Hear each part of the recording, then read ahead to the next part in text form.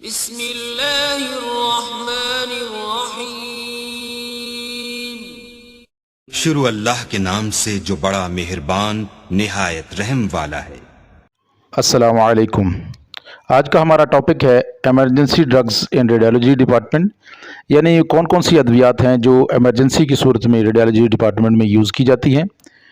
तो इसके बारे में हम बात करेंगे आज, लिहाजा आपने वीडियो एंड तक देखनी है। सबसे पहले है जी इंजेक्शन एड्रेनालिन। एड्रेनालिन किन सूरत में इस्तेमाल किया जाता है? एड्रेनालिन यूज़ किया जाता है कि किसी किस्म का कोई रिएक्शन हो गया हो कंट्रास्ट का, या कोई और एलर्जी होगी हो पेशेंट को, तो उसको फौरी ट्रीटमेंट के तौर पे एड्रेनालिन दिया जाता है। और ये एनाफिलेक्टिक शॉक में भी यूज़ किया जाता है।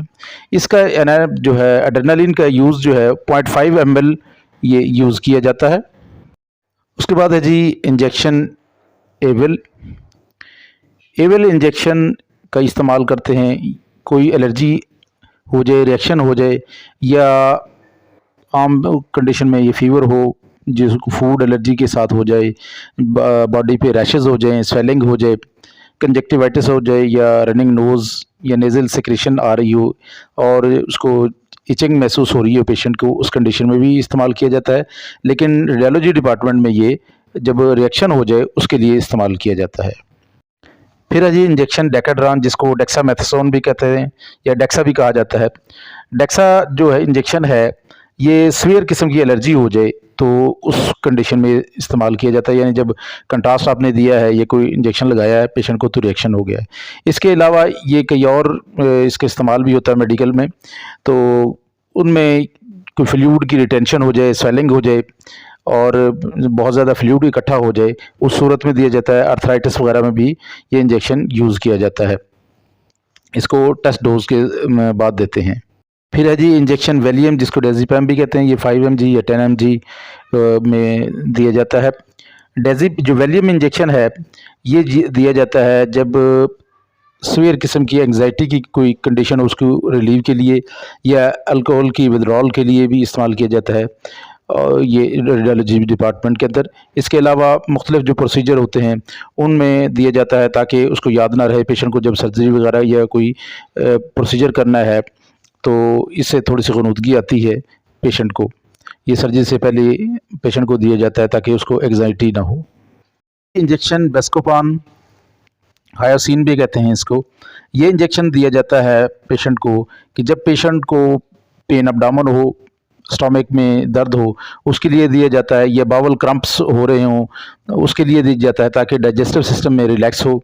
और ये जो गल ब्लैडर में स्पैज़म हो या किडनी स्पैज़म हो उसके लिए भी दिया जाता है।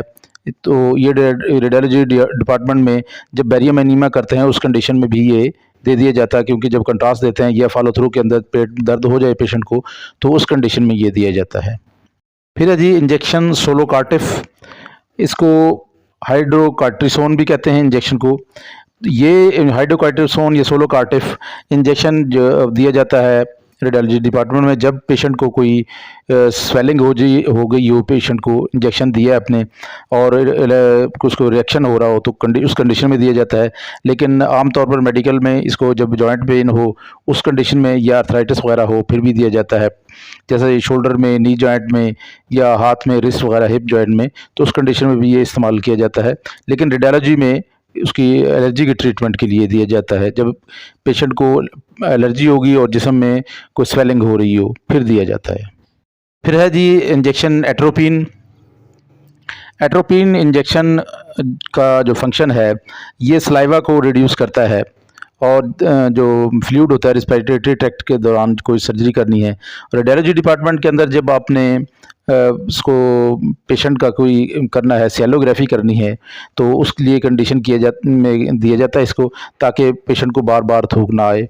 तो और ये हार्ट बीट को भी स्लो करता है। मैं कंट्रास्ट दिया है तो बाज़ औक़ात पेशेंट की हार्ट बीट तेज़ हो जाती है, तो उसको स्लो करने के लिए भी ये इंजेक्शन दिया जाता है। फिर है जी इंजेक्शन फिनरगन। इंजेक्शन फिनरगन एंटी हिस्टामिन होता है, यानी कोई एलर्जी हो जाए उस कंडीशन में दिया जाता है।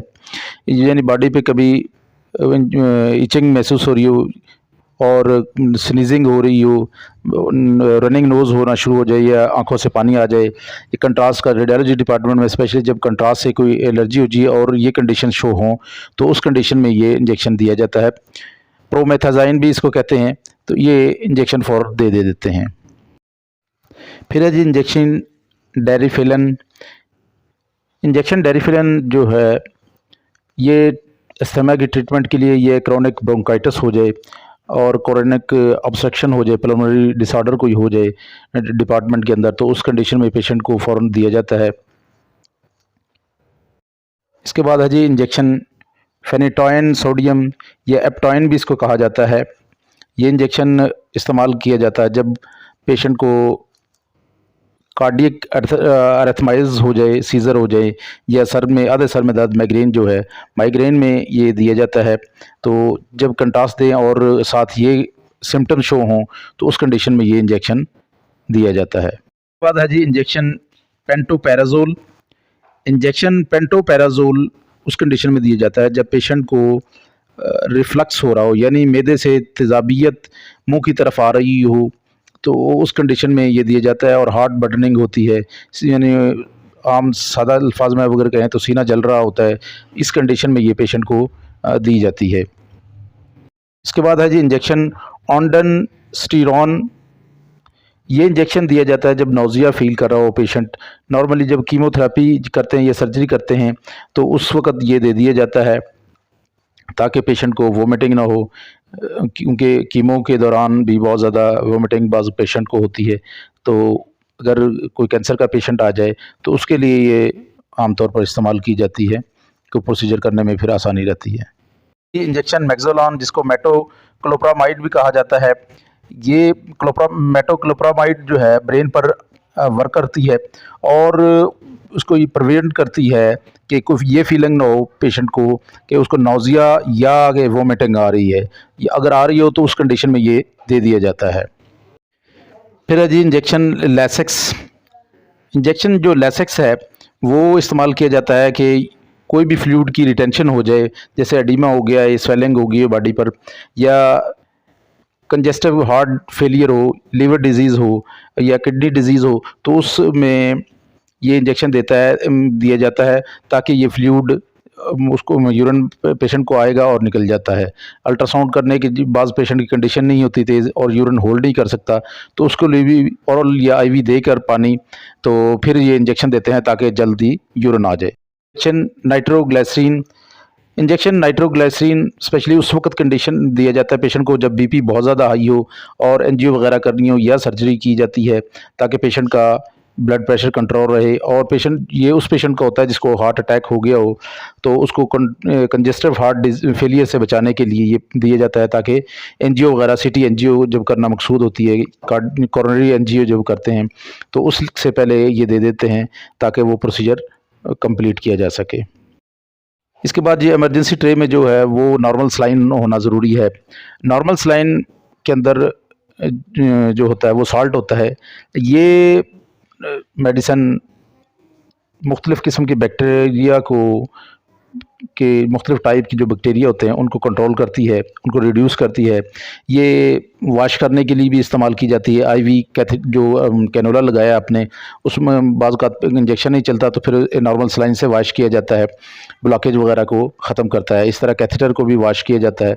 और बाज़ औक़ात बीपी लो हो तो उस कंडीशन में भी ये दे दी जाती है। आईवी लाइन भी मेंटेन हो जाती है पेशेंट को, यानी फ्लूइड भी दे दिया जाता है और बीपी भी ये आहिस्ता आहिस्ता नॉर्मल की तरफ ले जाती है। इसके बाद जो दूसरी इंजेक्शन है वो है डेक्सट्रोज़, ये ड्रिप है, वो इमरजेंसी ट्रे में होना ज़रूरी है। डेक्सट्रोज़ इंजेक्शन एक स्टरलाइज्ड सॉल्यूशन होता है जो बॉडी को एक्स्ट्रा जो है पानी फ्राहम करता है और कार्बोहाइड्रेट फ्राहम करता है, कैलोरीज शुगर से जो कैलोरीज फ्राहम करता है।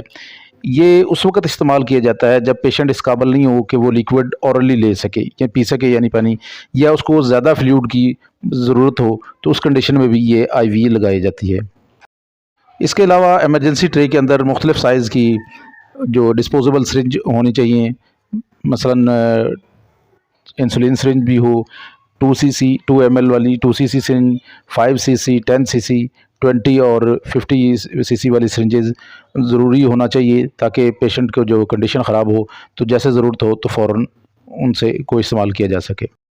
इसके अलावा इमरजेंसी ट्रे के अंदर मुख्तलिफ़ साइज़ के IV कैनोला होना चाहिए, तो जिस तरह का पेशेंट हो तो उसी हिसाब से कैनोला लगाया जाता है।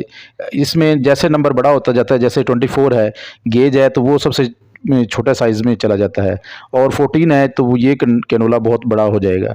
तो उसी से जो पेशेंट की रिक्वायर है, वेन जिस तरह की है, ये बच्चा है, ये बड़ा है, उसके हिसाब से ये पास किया जाता है IV लाइन मेंटेन करने के लिए। इसके अलावा रेडियोलॉजी डिपार्टमेंट के अंदर ऑक्सीजन सिलेंडर ज़रूर होना चाहिए, जो मुख्तलिफ़ साइज़ आप देख रहे हैं, तो कोई भी अवेल होना चाहिए और उनमें ऑक्सीजन हर वक्त होनी चाहिए। बाज़-औक़ात पेशेंट आता है तो उसको ज़रूरत पड़ सकती है, कंडीशन ख़राब हो, ऑक्सीजन लगाना पड़ सकती है, या पेशेंट CT स्कैन के लिए है, HRCT वगैरह करानी है चेस्ट की, उस वक्त कोई पेशेंट को ऑलरेडी मसला है तो उस वक्त भी ये ज़रूरत पड़ सकता है, तो ऑक्सीजन सिलेंडर भी होना ज़रूरी है। तो ये इमरजेंसी ड्रग्स जो रेडियोलॉजी डिपार्टमेंट में इस्तेमाल होती हैं, उसका मुख्तसर सा हमने जायज़ा आपके सामने पेश किया है। उम्मीद है आज की ये वीडियो आपको पसंद आई होगी। अगर वीडियो पसंद आए तो लाइक कीजिए, शेयर कीजिए, चैनल पर नए हैं तो सब्सक्राइब करना ना भूलिए, और साथ ही बेल आइकन को ज़रूर दबाइएगा ताकि हर आने वाली वीडियो आप तक बर वक्त पहुँच सके। बहुत शुक्रिया।